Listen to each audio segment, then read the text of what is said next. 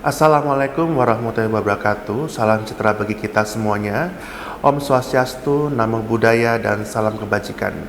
Perkenalkan, nama saya Dr. Pinobil Dr. Gigi MKes. Saya adalah staf dosen ilmu kesehatan gigi masyarakat dan pencegahan program studi Dr. Gigi Fakultas Kedokteran Gigi Universitas Profesor Dr. Mustopo Bragama. Materi kuliah yang saya ampu adalah epidemiologi deskriptif dan epidemiologi analitik pada penelitian kedokteran gigi yang merupakan blok epidemiologi dan biostatistik. Video ini dibuat sebagai syarat sertifikasi dosen, yaitu pernyataan diri dosen pada Tridharma perguruan tinggi, khususnya pada aspek pengajaran. Pada kesempatan ini, saya akan memulai dengan deskriptif dan informasi umum dari mata kuliah epidemiologi deskriptif dan epidemiologi analitik pada penelitian kedokteran gigi. Mata kuliah epidemiologi deskriptif dan epidemiologi analitik pada penelitian kedokteran gigi adalah mata kuliah pada semester 5 pada program studi Dokter Gigi Fakultas Kedokteran Gigi Universitas Profesor Dr. Mustopo Bragama. Blok mata kuliah ini memiliki SKS 3 yang terbagi menjadi pemberian materi sebanyak 12 materi, kemudian tutor, kemudian pleno, UTS, dan UAS. Bahasa pengantar yang dilakukan adalah bahasa Indonesia, dan tujuan dari mata kuliah ini adalah agar mahasiswa memiliki kemampuan bidang teori dan penerapan epidemiologi observasional yang terdiri dari epidemiologi deskriptif dan epidemiologi analitik. Mata kuliah ini membahas tentang teori dan penerapan desain penelitian deskriptif dan analitik serta kelebihan dan kekurangan dari desain penelitian analitik sehingga mahasiswa dapat menentukan desain penelitian yang akan digunakan pada penelitian. Capaian pembelajaran lulusan atau CPL pendidikan dokter gigi yang diharapkan adalah 1. Menguasai prinsip-prinsip tentang epidemiologi kedokteran gigi. Yang kedua, mampu menyusun deskriptif scientific hasil kajian dalam bentuk deskripsi dan laporan tugas akhir. Kemudian yang ketiga, mampu mengambil keputusan secara tepat dalam konteks penyelesaian masalah di bidang kedokteran gigi berdasarkan hasil analitik informasi dan data. Kemudian yang keempat, mampu membuat kajian secara mandiri permasalahan bidang kedokteran gigi pada masyarakat. Capaian pembelajaran mata kuliah atau CPMK adalah mahasiswa mampu menjelaskan tentang epidemiologi deskriptif dan epidemiologi analitik. Referensi yang digunakan pada mata kuliah ini beragam, diantaranya 1. Textbook of Preventive and Community Dentistry, edisi ketiga, pengarangnya adalah Hermats tahun 2012. Kemudian A Textbook of Public Health Dentistry, edisi pertama, pengarangnya adalah Maria tahun 2011. Kemudian buku Oral Health Epidemiology, Practice and Principle, edisi pertama, pengarangnya adalah Katapalai tahun 2011. Sistem pembelajaran ini menggunakan sistem blok, dan pembelajaran mata kuliah ini dilakukan secara 3 kali 50 menit. Metode pembelajaran yang dilakukan pada mata kuliah ini adalah pemberian materi, kemudian tutor, dan pleno. Bentuk perkuliahannya adalah secara tatap muka. Evaluasi dari mata kuliah epidemiologi deskriptif dan epidemiologi analitik pada penelitian kedokteran gigi ini didapatkan dari rata-rata tutor dan pleno, kemudian nilai UTS dan nilai UAS. Bobot nilainya adalah, yang pertama adalah rata-rata nilai tutor dan pleno sebesar 50%, kemudian kedua adalah nilai UTS sebesar 25% dan nilai UAS sebesar 25%. Berikutnya adalah proses pembelajaran yang saya lakukan berdasarkan pelajaran tatap muka di ruang kelas. Ya, selamat pagi semuanya. Ya, pada pagi hari ini saya akan menerangkan dan melanjutkan mata kuliah dengan tema epidemiologi deskriptif dan epidemiologi analitik pada penelitian kedokteran gigi. Ya, sebelum kita berbicara lebih jauh mengenai penelitian deskriptif dan analitik, maka kita harus tahu dulu mengenai penelitian observasional. Kenapa? Karena dasar dari penelitian analitik dan deskriptif itu adalah penelitian observasional. Karena penelitian observasional itu dituntut gimana peneliti tidak melakukan intervensi apapun pada variabel penelitian. Dan ini terdapat pada penelitian deskriptif dan analitik. Ya, yang pertama kita membahas penelitian deskriptif dulu ya. Penelitian deskriptif itu adalah penelitian di mana peneliti itu mengumpulkan data, kemudian setelah datanya ada ya, data-data tersebut peneliti hanya menggambarkan saja untuk dapat menjawab fenomena yang ada. Jadi di sini berbeda dengan penelitian analitik ya. Kalau analitik itu kan hubungan ya.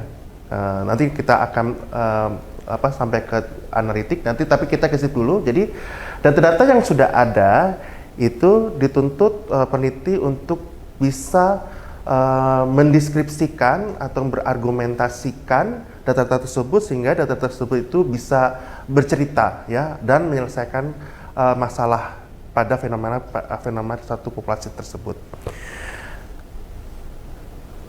Dan pada biasanya penelitian deskriptif itu adalah penelitian yang membahas mengenai sosiodemografi. Oke, kemudian penelitian analitik. Berbeda pada penelitian deskriptif, kalau analitik itu dia penelitian yang membahas mengenai sebab akibat ya. Jadi setelah ditemukan faktor risiko ya dan efeknya ya, itu dihubungkan. Berbeda sama deskriptif tadi. Kalau di situ tadi ada variabel yang faktor risiko dan efek, namun itu hanya dideskripsikan saja. Namun kalau analitik, kedua variabel tersebut dihubungkan satu sama lain sehingga data tersebut bisa menjawab fenomena pada populasi tersebut ya. Nah, penelitian analitik itu terbagi menjadi tiga, yaitu penelitian cross-sectional study atau bahasa Indonesia ada potong lintang, kemudian penelitian case control atau kasus kontrol, dan penelitian cohort. Kita akan membahas satu persatu pembagian dari penelitian analitik ini. Nah, pada penelitian potong lintang, penelitian lintang ini sangat sederhana ya dari penelitian analitik, di mana peneliti itu mendapatkan data pada hari itu juga, pada saat itu juga, pada populasi itu juga, itu merupakan suatu data yang diteliti. Jadi tidak diproses dulu, ditunggu dulu sampai berbulan-bulan, berminggu-minggu, tapi data yang kamu dapat itu adalah data kamu, ya, data peneliti yang nantinya akan diproses. Apakah data ini bisa menjawab permasalahan? Bisa, ya, karena beda kalau penelitian analitik yang lain. Kalau potong lintang itu juga melihat hubungan, tapi itu berdasarkan teori yang ada, ya, teori. Jadi bukan kita melihat dari awal sampai terakhir, tidak, tapi berdasarkan teori, ya, teori yang ada, kemudian dilihat bagaimana bisa terjadi suatu penyakit dan bagaimana cara untuk menjawab suatu fenomena dalam populasi tersebut. Kemudian yang kedua adalah, mohon maaf, ini adalah rancangan penelitiannya, ya.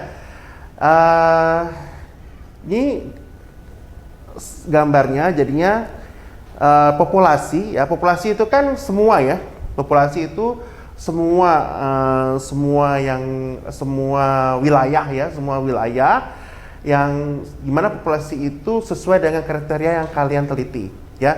Nanti dalam populasi itu nanti kalian bagi-bagi menjadi suatu sampel. Jadi nggak mungkin kalau penelitian analitik itu semua, ya, populasi itu akan menyebabkan menjadi tidak valid. Nah, biasnya itu akan tinggi, ya. Jadinya harus dibagi per sampel-sampel. Nah, setelah kalian menemukan sampel, kemudian kalian mengumpulkan data pada situ juga, dan kalian kategorikan faktor yang mengalami faktor risiko dan tidak faktor risiko. Misalkan, ya, kalian ingin meneliti tentang kanker mulut, ya. Kalian sudah ke daerah A, kemudian kalian sudah mensurvei bahwa daerah tersebut mempunyai prevalensi kanker mulut yang tinggi. Kemudian kalian mencari sampel, kemudian mencari salah satu sampel, kalian menemukan kecamatan A, di mana kecamatan A ini kalian anggap bahwa bisa mewakili dari kecamatan B, B, C, D, E, dan seterusnya, ya. Dan setelah kalian membaca teori, ya, ternyata faktor risiko dari kanker mulut itu terokok. Nah, kalian tuh mengumpulkan, ya, populasi yang merokok dan tidak merokok. Yang merokok itu ya faktor risiko, ya. Jadi faktor risiko plus itu asumsinya ada yang merokok, yang faktor risiko yang min asumsinya tidak merokok. Kemudian nanti kalian kategorikan lagi, ya, dari faktor risiko yang merokok gitu. Mana yang mengalami kanker mulut, mana yang tidak mengalami kanker mulut. Kemudian yang tidak mengalami kanker mulut, yang tidak merokok. Kalian kategorikan lagi mana yang mengalami kanker mulut dan tidak kanker mulut. Nah, itu seperti itu saja, dan data itu adalah data yang kalian dapatkan. Nanti kalian ada yang simpulkan, ya. Jadi semuanya itu kalau cross sectional itu didasarkan oleh teori. Jadi teori kalian nih kalau di cross sectional harus kuat, ya. Latar belakang semuanya harus kuat. Teori harus kuat sehingga nantinya bisa memecahkan fenomena pada populasi tersebut. Kelebihannya apa? Nah, kelebihan dari cross sectional adalah memungkinkan menggunakan populasi dengan masyarakat umum, tidak hanya yang mencari pengobatan, sehingga generalisasinya cukup memadai, ya. Karena tadi saya bilang, ya, karena ini kalian memilih populasi, ya, memilih populasi yang luas dengan sampel yang banyak, otomatis itu melibatkan masyarakat yang umum yang banyak, ya. Dan ini bisa menjadi dan kalian anggap bahwa sampel-sampel tersebut dapat mengeneralisasi, artinya itu mewakili dari wilayah-wilayah yang lain, ya. Itu yang pertama. Kemudian yang kedua, relatif mudah, murah, dan hasilnya cepat diperoleh, ya. Pasti karena datanya tidak diproses dulu. Jadi data yang kalian dapat, ya, itu yang kalian nantinya akan proses gitu loh. Tidak ditunggu dulu sampai berapa minggu baru ketemu jawabannya, enggak. Kalau ini data yang kalian dapatkan pada hari itu juga, populasi pada itu juga, tempat pada itu juga, ya. Nah, itu data yang kalian nanti akan olah nanti di SPSS, ya. Kemudian yang ketiga, dapat digunakan untuk meneliti banyak variabel sekaligus. Ya, variabel kan biasanya itu kalau variabel cross sectional itu melibatkan variabel sosiodemografi, ya. Sosiodemografi kan banyak, ya. Dan juga ada pendukung dari variabel pendukung juga. Nah, itu lebih banyak lagi. Sehingga apa? Nah, makanya saya bilang karena berdasarkan teorinya, karena teorinya harus kuat di sini, ya. Sehingga akan menghasilkan juga variabel-variabel yang banyak, ya. Apa kekurangannya? Ada kelebihan, ada kekurangan juga, ya. Jadi kekurangannya sulit menentukan sebab dan akibat karena pengambilan data faktor risiko dan efek dilakukan pada saat yang bersamaan. Nah, itu, ya, sulit karena setiap orang itu punya permasalahan sendiri, ya. Misalkan satu, sulit untuk menalar pertanyaan. Kan kita kan biasa pakai kuesioner, ya. Sulit untuk menalar pertanyaan atau sulit lupa data KTP, umur segala macam gitu, ya. Nah, itu sehingga menentukan sebab akibat jadi sulit, ya. Kemudian yang kedua, memungkinkan terjadinya salah interpretasi karena kesempatan penderita yang memiliki karakteristik cepat sembuh atau cepat meninggal berbeda dengan memiliki rasa sakit yang panjang untuk dapat ikut dalam penelitian ini. Nah, ya, gitu, ya. Kemudian yang ketiga, itu perlu sampel dalam jumlah yang besar, ya. Nah, iya, itu kekurangannya. Baik dokter, saya izin untuk bertanya, apakah penelitian analitik selama diawali penelitian deskriptif dan mengapa, dok? Ya, kenapa penelitian analitik selalu diawali penelitian deskriptif? Ini, ya, Jadi kalau penelitian itu kita kan melihat sebab hubungan sebab akibat ya. Namun semua penelitian itu harus bisa dipertanggungjawabkan ya hasilnya ya.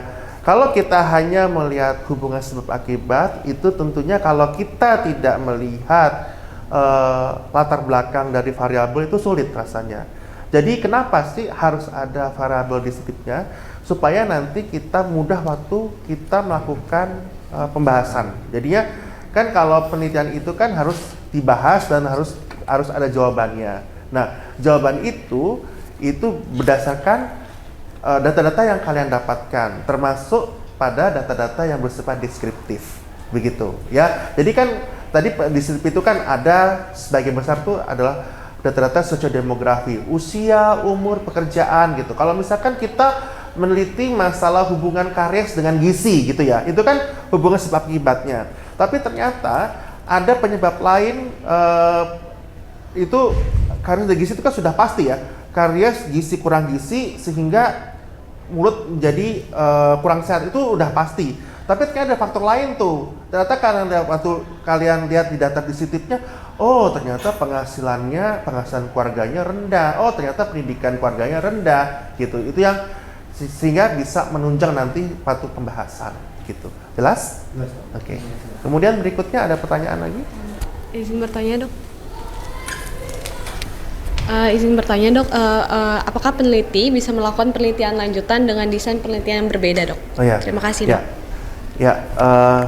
Apakah peneliti bisa melanjutkan penelitian yang berbeda? Misalkan penelitian ini ya, yang penelitian pertama misalkan kohort, kemudian penelitian lainnya kelanjutan cross-sectional gitu ya. Oh sangat bisa sekali ya. Jadi gini, kita jangan mengasumsikan bahwa penelitian kohort itu yang terbaik. Jadi aku mau kohort aja lah, lanjut aja kohort, nggak mesti seperti itu ya. Jadi apa? Kamu berpatokan pada tujuan penelitian kamu tuh apa sih yang kamu inginkan gitu loh. Tujuannya itu apa gitu ya. Nah, dari tujuan kalian sudah mendapatkan tujuan penelitian kalian ya, kalian bisa merencanakan. Nah, apakah penelitian ini cocok untuk penelitian cross-sectional, case control atau penelitian cohort? Nah, itu tergantung dari sumber-sumber yang lain yang menunjang nanti penelitian kalian gitu. Jadi kalian nggak bisa hanya aku mau cross control aja deh, lebih simpel. Enggak, tadi harus berdasarkan teori yang ada gitu ya. Jelas? Oke, baik. Kuliah kita pada hari ini kita akhiri dan jangan lupa besok kita akan ada tutor ya. Tolong kerjakan tugas-tugas kalian. Nanti yang tugaskan dari saya dan semoga tutor besok dapat berjalan dengan baik dan lancar. Terima kasih. Selamat pagi. Selamat siang semuanya.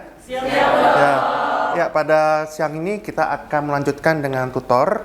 Ya, tutor ini nantinya diawali oleh pembicaraan skenario, kemudian terminologi, kemudian identifikasi masalah, kemudian diagnosis community, mekanisme, more info, I don't know, dan learn issue. Saya harapkan supaya kalian semuanya dapat melaksanakan tutor ini dengan baik, karena nilai tutor ini ada nilai untuk penentuan kalian lulus atau tidak lulus. Baik, setuju ya semuanya ya? Setuju. Oke, baik. Ya, silakan moderator untuk bisa memulainya. Selamat siang dokter dan teman-teman semuanya. Perkenalkan, saya Radiana Mira dengan NIM 125 dan sekretaris hari ini saya Radiana Isakita. Saya Hadira Adian. Sebelum dimulai, alangkah baiknya kita berdoa terlebih dahulu menurut agama dan kepercayaan masing-masing. Berdoa dimulai.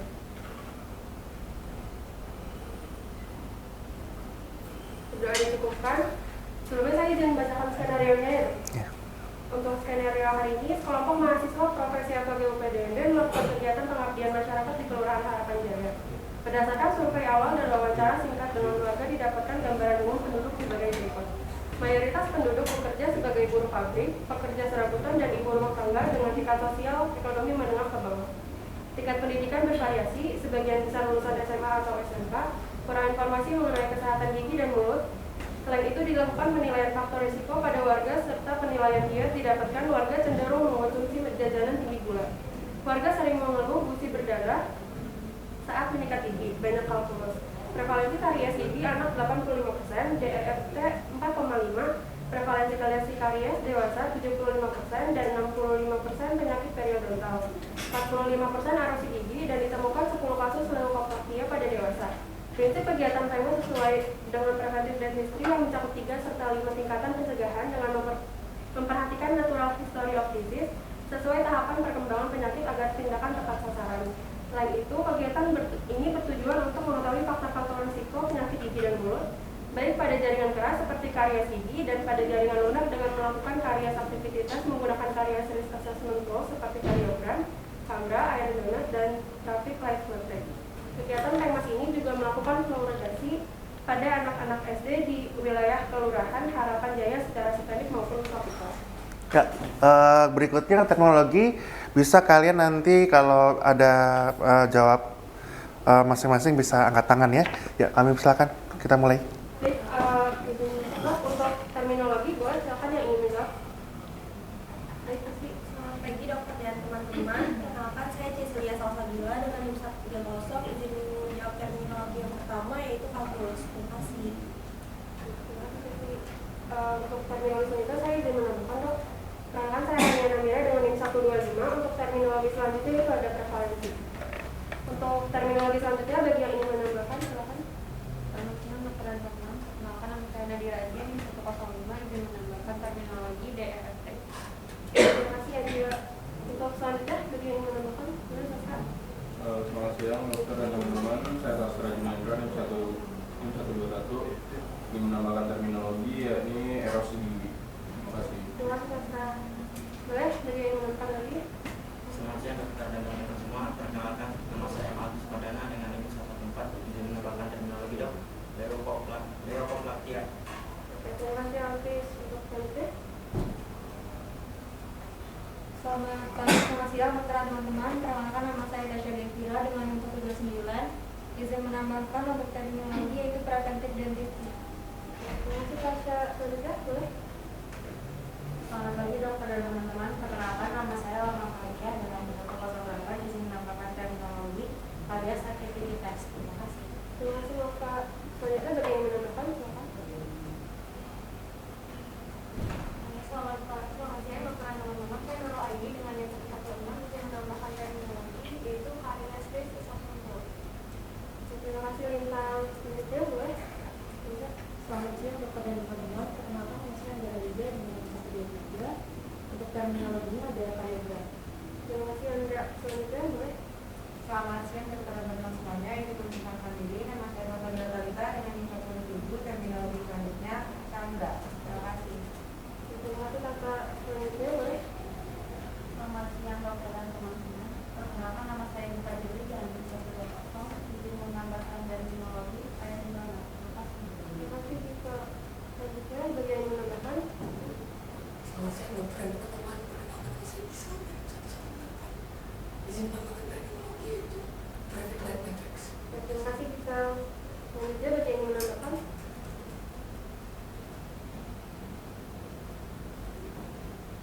Selamat siang dokter dan teman-teman. Perkenalkan nama saya Yultri Nikita dengan NIM 112.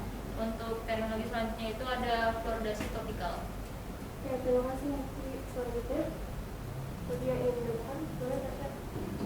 Selamat siang dokter dan teman-teman. Perkenalkan nama saya Tasya Devira dengan NIM 129. Izin menambahkan untuk terminologi yaitu natural history of disease. Terima kasih Tasya. Ada yang ingin menambahkan lagi?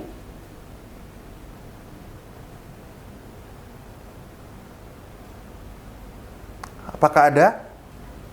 Oh iya. Ya, silakan. Perkenalkan nama saya Marcela Tafiani dengan NIM 126. Jadi untuk terminologi tambahan itu saya ada survei. Terima kasih. Terima kasih Marcela. Apakah ada yang ingin menambahkan lagi untuk terminologi?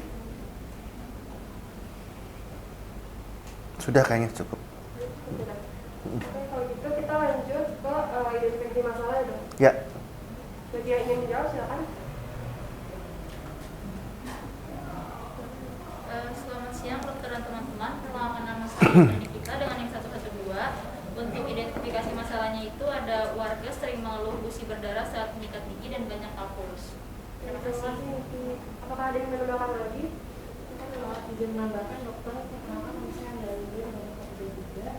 Referensi karya pidana 85%, DRT 4,5, referensi versi karya dewasa 75%, 60%, penyakit periodontal 45%, erosi gigi dan ditemukan 10 kasus plakia pada dewasa. Terima kasih Anda. Apa ada yang ingin menambahkan lagi untuk identifikasi masalah? Ini sudah Ya, cukup ya. Berikutnya diagnosis community. Selamat siang kepada teman-teman, kenalkan nama saya Nafika dengan NIM 113. Untuk diagnosis komunitinya tingginya prevalensi penyakit gigi dan mulut di Kelurahan Harapan Jaya disebabkan oleh rendahnya tingkat pengetahuan dan kesadaran masyarakat terhadap kesehatan gigi dan mulut, pola konsumsi tinggi gula, serta praktik kebersihan mulut yang kurang optimal yang diperparah oleh faktor sosial, ekonomi, dan pendidikan yang rendah. Terima kasih. Terima kasih Gia. Apakah ada yang menambahkan lagi untuk diagnosis? Ini sudah cukup dok. Ya. Untuk selanjutnya mekanisme dibahas di saat itu dulu ya. Untuk mekanisme. Ya. Kita lanjut ke more info. Bagi yang ingin menjawab silakan.